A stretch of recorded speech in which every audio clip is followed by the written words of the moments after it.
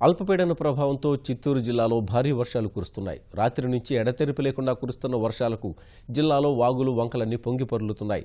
అనేక జలాశయాల గేట్లు ఎత్తేశారు. చెరువులు నిండి ఉధృతంగా ప్రవహిస్తున్నాయి. పలు చెరువులకు గండ్లు పడ్డాయి. తిరుపతిలో లోతట్టు ప్రాంతాలు జలమయమయ్యాయి. జిల్లాలో భారీ వర్షాల కారణంగా పాఠశాలలు, అంగన్వాడీ కేంద్రాలకు సెలవు ప్రకటించారు. ఎస్వి విశ్వవిద్యాలయంలో పీజీ పరీక్షలు వాయిదా వేశారు. తిరుపతి, చిత్తూరు, శ్రీకాళహస్తి, సత్యవేడు, పుత్తూరు, నగరి ప్రాంతాల్లో లోతట్టు ప్రాంతాలు జలమయమయ్యాయి. అనేక ఇళ్లు జల దిగ్బంధంలో చిక్కుకున్నాయి. తిరుపతిలోని మధురనగర్, విద్యానగర్ కాలనీ, సుభాష్ నగర్ కాలనీలు నీటితో నిండిపోయాయి. ఇళ్లలోకి నీరు చేరి ప్రజలు తీవ్ర ఇబ్బందులు ఎదుర్కొంటున్నారు.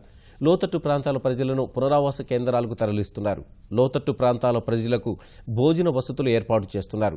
జిల్లా వ్యాప్తంగా సగటున 10 నుంచి 15 సెంటీమీటర్ల వర్షపాతం నమోదైంది. జిల్లాలో వంకలు, వాగులు, నదులు ఉప్పొంగి ప్రవహిస్తున్నాయి. కాళంగి, కృష్ణాపురం జలాశయాలు నిండిపోయి గేట్లు ఎత్తేశారు. కాళంగి జలాశయం ప్రధాన గేటు కొట్టుకుపోయింది. 9 గేట్లు ఎత్తి జలాశయం నీటిని వదులుతున్నారు. కృష్ణాపురం జలాశయం నిండడం వల్ల 2 గేట్లు ఎత్తేసి నీటిని వదులుతున్నారు. మొన్న వర్షాలకు బహుదా నదిపై మేడికుర్తి జలాశయం కట్ట తెగిపోయింది. ప్రస్తుతం వర్షాలకు కాళంగి జలాశయం ప్రధాన గేటు దెబ్బతింది. జలాశయంలో నీరంతా వృధాగా పోతోందని రైతులు ఆవేదన వ్యక్తం చేస్తున్నారు. జిల్లాలో ఎన్టీఆర్, అరుణియార్, కళ్యాణి జలాశయాలకు భారీగా నీరు చేరుతోంది. జిల్లాలో 1200 చెరువులు నిండుకుండల్లా మారాయి. 3 చెరువులకు గండ్లు పడ్డాయి. పలు చెరువులకు గండ్లు పడే అవకాశం ఉండడం వల్ల అధికారులు అప్రమత్తమయ్యారు. జిల్లాలో కురుస్తున్న భారీ వర్షాల వల్ల కలెక్టర్ కార్యాలయంలో కంట్రోల్ రూమ్ ఏర్పాటు చేశారు. రెవెన్యూ, విద్యుత్, జలవనరుల శాఖ అధికారులు అప్రమత్తంగా ఉండాలని ఆదేశాలు జారీ చేశారు.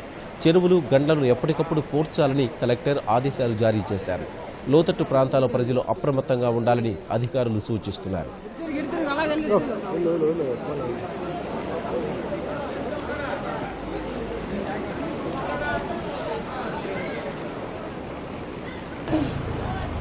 ఎవరు లేరు కదా, పిల్లలు ఎవరా?